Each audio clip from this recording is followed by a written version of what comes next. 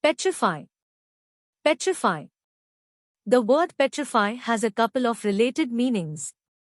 Turn to stone. The literal and primary meaning of petrify is to turn organic material into stone or a stony substance, usually over a very long period.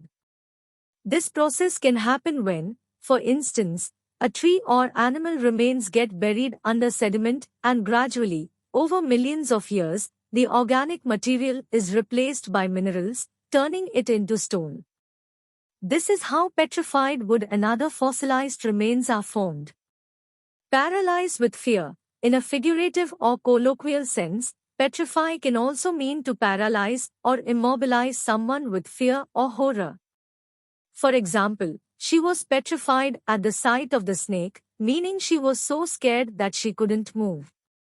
Both meanings play on the idea of something being made rigid or immobile, whether that's through a literal process of mineralization or a figurative paralysis from intense emotion.